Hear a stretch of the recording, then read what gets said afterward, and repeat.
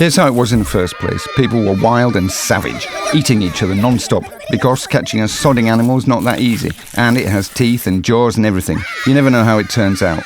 Then some guys got it that you can grow munches and consume it afterwards, that you can also grow animals, but only weak ones, so you could kill them and munch the bodies afterwards. When you can't really grow bears or tigers, you wouldn't even want to know what else they got in them forests, capiche? To have all that safe feeding, you need to have an infrastructure. Farms, fields, cows, pens and other shite, no more running around looking for food. Those still running around sometimes went to raid those guys with infrastructure, beating the fuck out of the latter, taking everything they could, burning everything they couldn't take, and then continuing their run.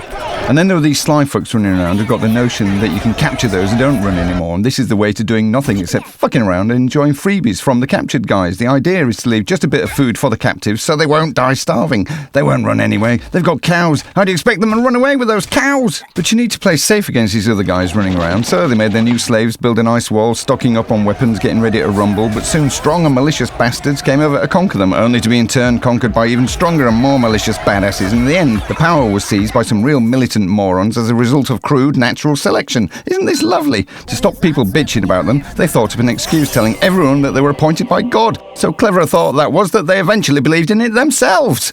What is good about being an authority is getting any fucking thing you want. For example, if you want money, you can issue a decree saying that everybody should surrender half their revenues, or they risk being totally fucked up. Or you can tell everyone to shave their hair off and go and flick their heads afterwards. And those who won't obey get to receive a beating from SWAT or some other entity. Every ruler's got one.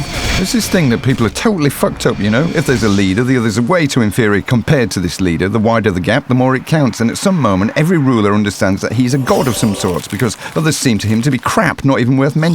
Mind you, this crap is dumb and dangerous, but you can't do without it because your power is rooted deep in this crap. This shite is much easier for real gods, as real people can't reach their freaking skies to annoy them, while here on Earth you have to deal with every sodding uprising. When the shit hits the fan, it can all get really messed up, you know? So a special entity's been created guarding the ruler's body from the citizens, and also the Department of Bullshit, which is a very important task to redirect people's attention to some issues that are more important, and it worked like fucking magic it did. And those who had a down on it were to receive their beatings from SWAT or some other fuckers. It would seem to be the right time to relax and enjoy life, but it suddenly turns out that evolution worked the same wonders in other countries, and they in turn have their own gods, and they're all morons, and they're all into this fuckery too. Shenanigans start to unveil, sometimes turning into fights, and they keep fighting in that other reality, while in our world, history repeats itself very precisely. A nice new mythology, isn't it?